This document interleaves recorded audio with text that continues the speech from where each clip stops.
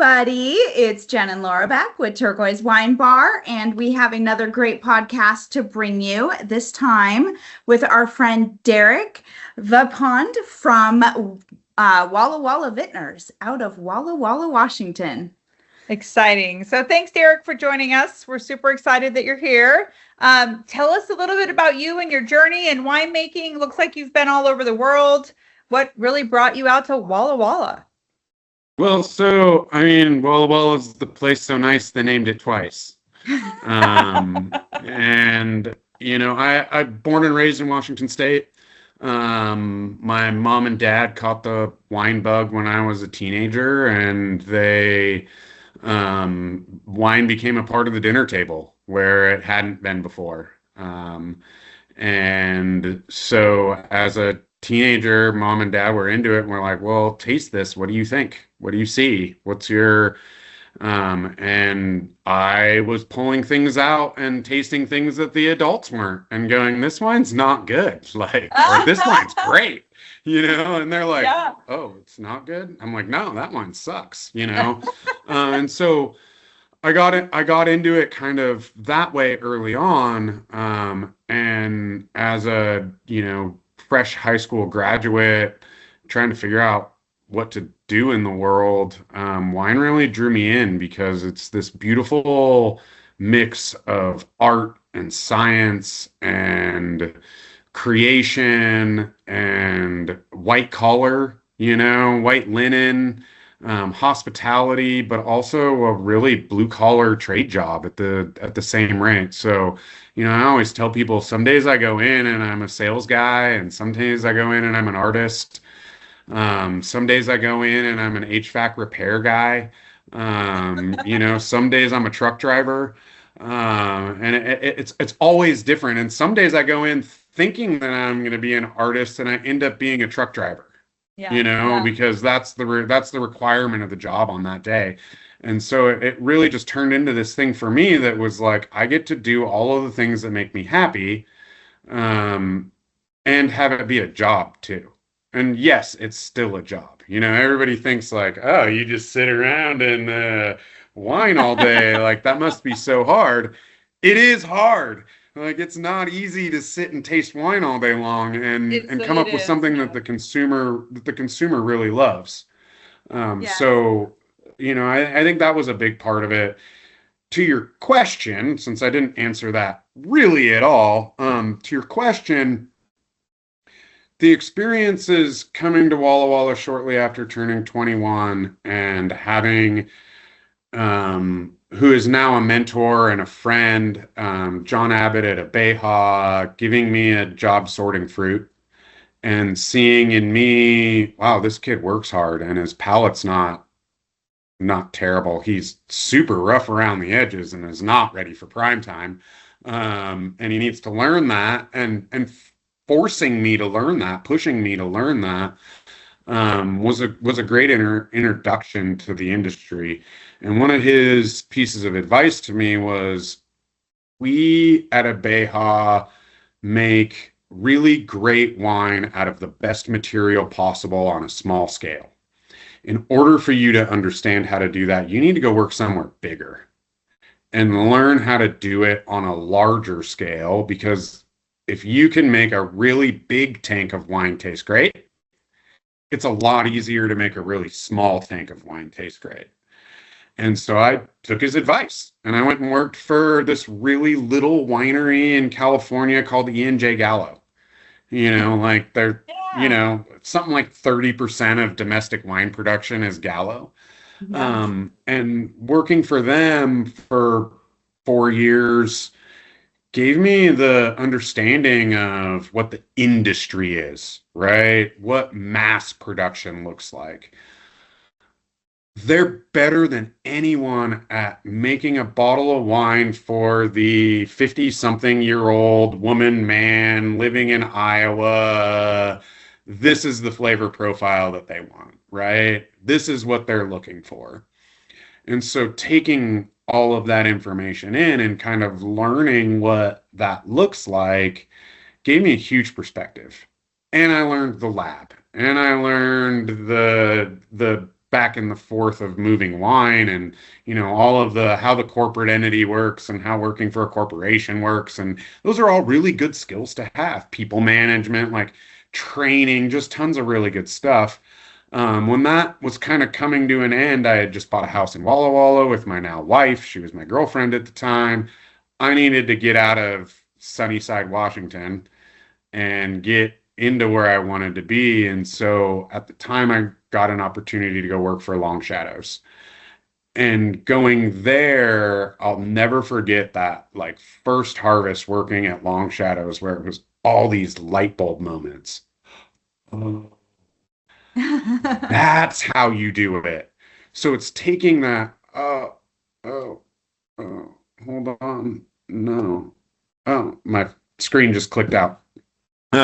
It's taking all of that big production, kind of gallo corporate thing and taking it into a much smaller, mid-sized winery sense and making these wines that are world class and great. And you have to do different things that I'd never really thought about, but the principles were there from my previous experiences that just made me go, whoa. Oh, I got to think about, writing notes and pontificating about how I can do this and how can we do it better and what are we seeing and all of that stuff. And so by the time I got the opportunity in the phone call for Walla Walla Vintners, I was like, I'm ready to go. I know what I want to do. I know the style of wine I make. I know what I think the consumer wants, what the guest wants, what the experience needs to look like. Now I just have to take all these parts and pieces and put them together to make that what you guys see in Walla Walla Vintners in your wine shop, right? Mm-hmm. Pleasant, pleasing, serious wine, but not too serious, delicious, not too much, not too little, and kind of balance all of that stuff. So the journey got me and our winery to here. That's Does that awesome. answer your question? Yeah, absolutely. All right? And that's just a huge jump, right? From Gallo to Long Shadows to Walla Walla Vintners. So that's a really fun path, especially for those of us from Washington, and those names are just hit so close to home. And it's it's a big jump, but it's not as big of a jump as you might think, because it's all the same process at different scale. Mm-hmm. So I think learning the different scales is great, right? Because it's kind of like us. Mm-hmm. We don't sell things that are mass produced, but we've been there, we've dealt with it, we've lived in that world before. So it's you kind of understanding the why you do what you do now versus what you learned before. How would you describe your wine? You said you know what kind of wine you make and what it is. How would you describe that? Well, so I think the wine, the overarching style of our wine is I never want them to be a punch in the face. You know how you get that really nice, like high scoring Napa wine that is so much of everything. It's big, it's tannic, it's fruity, it's oaky, it's so much. It's almost like a punch in the face. Mm-hmm. Very good, right? World-class wine, not taking a hit, not speaking ill of neighbors, right?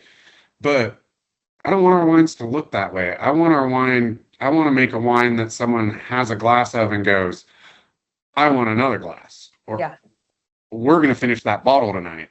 Yeah. So they're polished, pleasing. I think about wine a lot in texture, shape, size, so much less in the smell and aromatics, because all of that stuff happens if you get the palate right?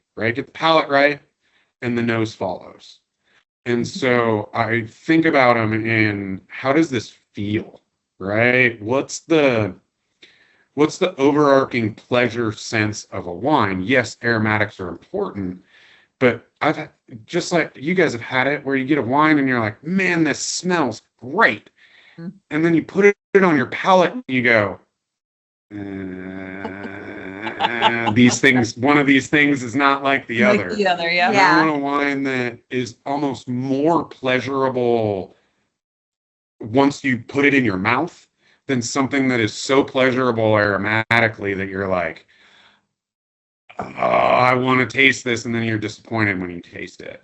So the style is plush and soft, ripe but not overripe, and something that's just a really pleasing drink. And I think you see that across our whole portfolio.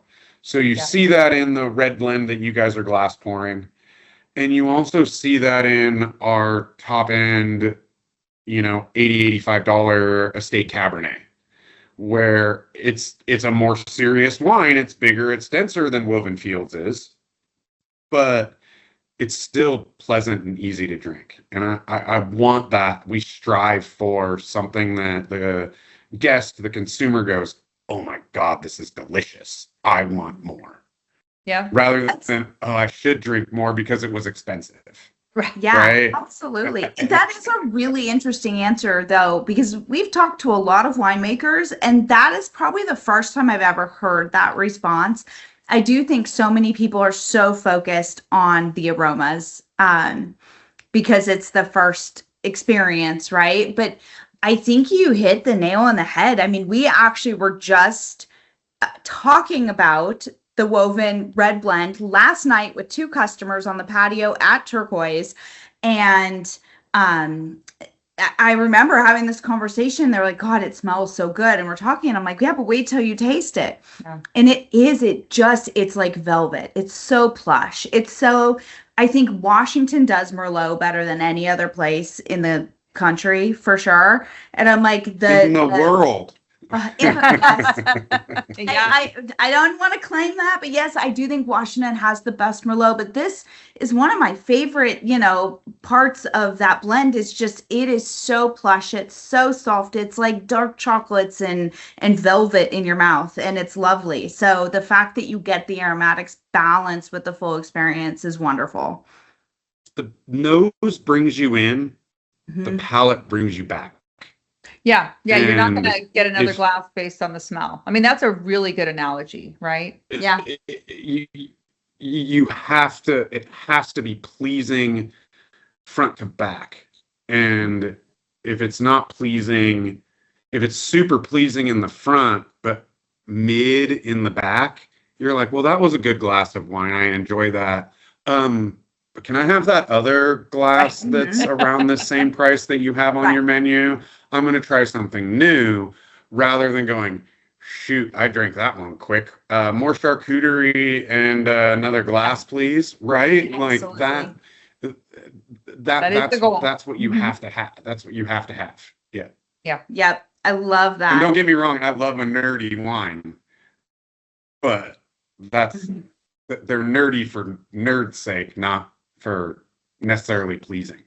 Totally. Absolutely. I agree. Tell our listeners a little bit about Walla Walla specifically. I think a lot of people know wines from Columbia Valley. They look at Chateau Ste. Michelle, but tell us a little bit about what makes you guys different with where you are in the state. So Walla Walla, it's kind of a beautiful oasis. I tell the story all the time. When I moved here to go to school to learn the wine trade, I remember leaving my house and looking at my dad and saying, I'm going to Walla Walla for a couple years. I'm going to go to university, and then I want to come back and make wine in Woodinville. Right? Like at that point, my dream was to go work for DeLille. Mm-hmm. Right? They were the benchmark Woodinville winery, making the best wines in Woodinville, like far and away, right? Some of the best wines in Washington State, far and away. Mm-hmm. Some really underrated wines in many instances. And it was like the first spring of 2006. I remember calling my dad and going, I'm never leaving this place. It's 4 seasons. We have cold winters. We have beautifully warm springs. We have obsessively hot summers. And then we have these beautiful Indian summer falls where it's like 85 into October, 80 degrees into October. The town is Main Street, USA. You drive down Main Street, Walla Walla, it's Main Street, USA. It's old buildings. It's Not a bunch of corporate shops on the main drag. It's a bunch of mom and pop. It's restaurants. It's, we have, for a town of 35,000 people, we have James Baird Award winning restaurants. We have fine dining establishments that you would never see in a town like ours. It's at its core, it's an agricultural community. Wheat and apples are still king in the Walla Walla Valley. I think what makes Walla Walla special from a grape growing standpoint is we have tons of different microclimates. So you have the Rocks District of Milton Freewater that makes a very specific style of wine. You have the North Slope or Sylvain project where Seven Hills Vineyard is, that makes another style of wine. They're less than a mile apart. The Rocks District ends where Seven Hills Vineyard starts, right? The wines could not be more different 100 feet away from each other. Same variety, 100 feet away, completely different wine. Where we are, which is soon to be in Appalachian, the Mill Creek area, it'll be called Mill Creek Walla Walla Valley. Nice. Soon to be an Appalachian. Application is accepted. That takes years for TTB and the government to give us the, certificate that we're there. We're foothills. We're higher elevation. We're closer to the Blue Mountains. We're predominantly dry farmed, so we're not irrigating, which 99% of vineyards in Washington state are irrigated because we're a desert. We don't have enough rainwater. Where we are, we're like 18 to 22 inches of annual rainfall, which allows us to get through that and gives us a little more like vintage variation, gives us a little cooler climate vibe in a very hot climate. So I think the uniqueness and the variety that is around Walla Walla really makes us something special. And then you get here, I hear it from people all the time. I came to Walla Walla and everyone's so nice. They're so community. They're recommending their friends. They want, we all are in this together, the rising tide lifts all boats. And as long as we're all making great wine and we're all working together, there's so little like competition. We're all competing with each other, but it's not like, nah, don't go see my neighbor. Our wine's better. It's not like that. And I think that community really sets us apart, especially in wine. I love that so much. I think you totally just sold Walla Walla. So get ready for the mass exodus of Arizonans. Once it gets hot here in the summer, they're all going to come your way. That sounds so good. Now, I did want to point out that you are now one of our winery partners. So if you are in our wine club at Turquoise Wine Bar and you are headed to Walla Walla, because who would not want to go to Walla Walla after hearing that description, we do have a partnership. So you could stop in, say hi to Derek and his team at Taste the Wine, get a little discount while you are there, but really get to enjoy this. And Derek, I would love if you ever are in Arizona or Texas, where we now have new locations going in, please let me know, because we would love to have you come join us, join our guests, our customers, our friends, to learn more about wine in person and try some of your great wines that you're producing.